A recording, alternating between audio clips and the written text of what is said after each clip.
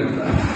اور یہ دو چیزیں دینے کے بعد امام صادق نے قاعدہ بیان فرمایا من غلب عقلہ علی شہوتہ هو اعلی من الملائکہ.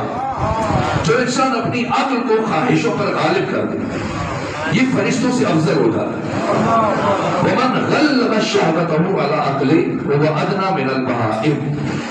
اور جو انسان اپنی خواہشات کو اپنی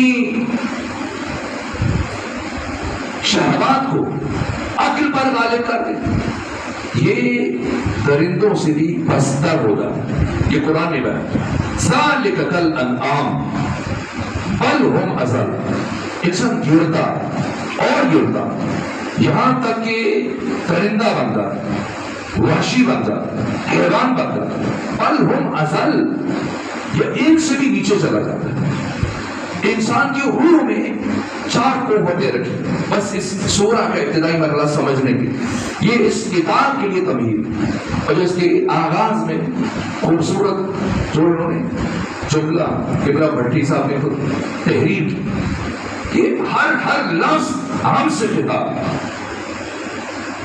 ایسا نہیں کہ ہم دائیں بائیں اس کو کریں. یہ انسان کی کمزوری کہ اگر سامنے والے کے مخاطب میں ایک چھوٹی بیماری پائی جائے چھوٹا گناہ پایا جائے تو وہ ہمیں مثلا کینسر نظر آتا ہے اور اپنے اندر اس سے بڑی اگر برائی پائی جائے سنیں تو زکام ہے بخار ہے نہ.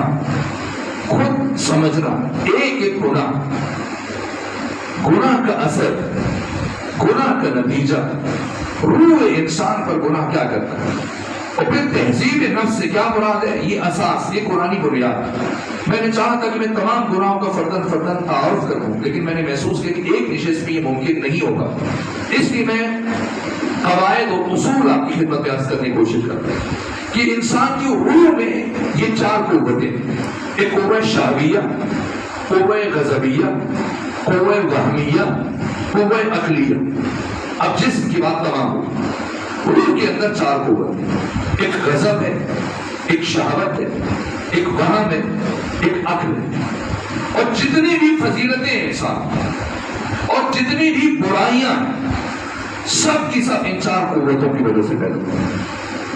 گناہوں میں مبتلا ہوتا ہے انسان تو بھی اور حد کمال تک کہ فرشتوں سے بالاتر ہو جائے ان 4 کی وجہ سے. اگر ان 4 قوتوں کو ہم حد اعتدال میں لے آئے جو امیر المومنین نے فرمایا